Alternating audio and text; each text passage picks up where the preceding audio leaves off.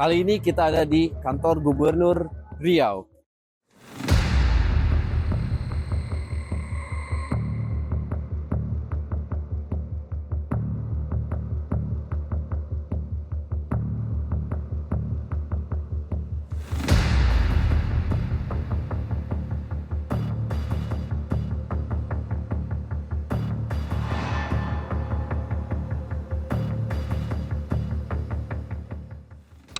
Lupakan harga bangunannya, yang penting harga moral yang harus dibayar.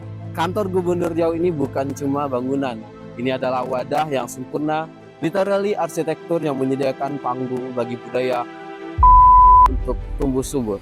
Abdul Wahid adalah Gubernur Riau keempat yang terjerat KPK terkait dengan perkara korupsi. Sebelum Abdul Wahid, ada 3 gubernur Provinsi Riau yang juga terlibat kasus korupsi. Dan inilah Saleh Jasid, Rusli Zainal, Anas Ma'amun. Terkait dengan OTT ya kita hormati proses hukumnya dan ya harapannya jangan sampai terulang lagi hal-hal seperti itu. Jadi seluruh eksekutif, kepala daerah dan siapapun untuk lebih bisa mawas diri. Hari ini kita bongkar bagaimana desain yang terlalu megah dan eksklusif ini justru menciptakan ruang kerja yang ideal bagi orang-orang yang nggak mau transparansi. Untuk konteks aja, ini kantor pusat pemerintahan.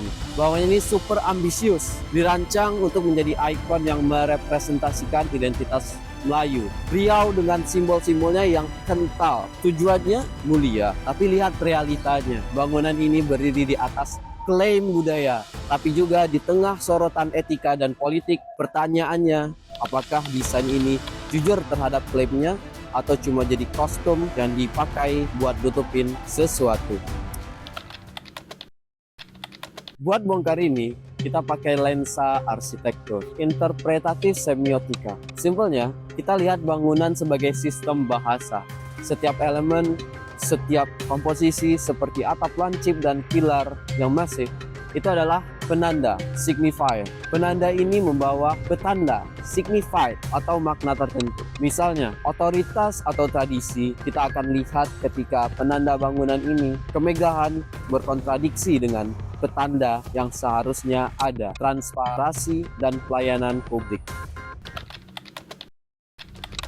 Pertama, semiotika skala dan masing.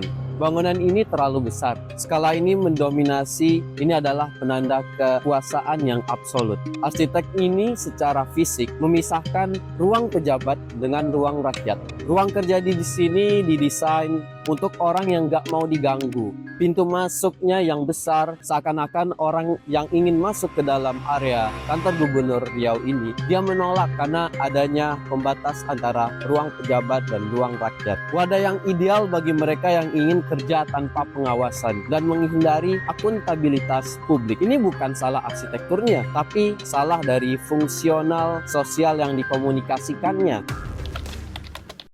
Ini yang paling pedas. Kita bahas ironi budaya. Budaya Melayu itu mengajarkan amanah dan anti kezaliman. Ornamen di sini itu menunjukkan simbolis wajah Melayu. Simbol etika ini justru menjadi wajah kerja di mana nilai-nilai tersebut dikhianati. Semiotika menunjukkan bangunan ini memakai kostum budaya untuk menutupi kebusukan. Ia berhasil mengkomunikasikan kebanggaan budaya, tapi gagal total mengkomunikasikan integritas moral.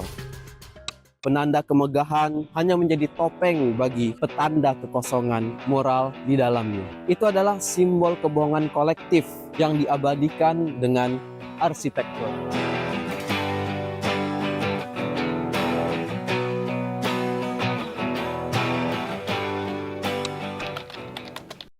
Jadi kesimpulannya, kantor Gubernur Riau ini secara semiotika gagal total dalam fungsinya sebagai simbol pelayan. Ia akan memfasilitasi budaya yang korup dengan penanda yang eksklusif, mewah, dan berjarak. Saran saya ke depannya, kita butuh arsitektur publik yang humble, efisien, dan transparan. Bangunan harus melayani dengan desain yang terbuka, bukan mengasingkan dengan desain yang dominatif. Itu baru arsitektur yang jujur dan berpihak kepada rakyat. Itu kritik saya sebagai arsitek. Gimana menurut Anda? Setuju nggak kalau arsitektur kantor Gubernur Riau ini adalah wadah yang sempurna untuk para Jangan lupa berikan komentar Anda. Next time kita kritik bangunan apa lagi, komen di bawah. Peace out.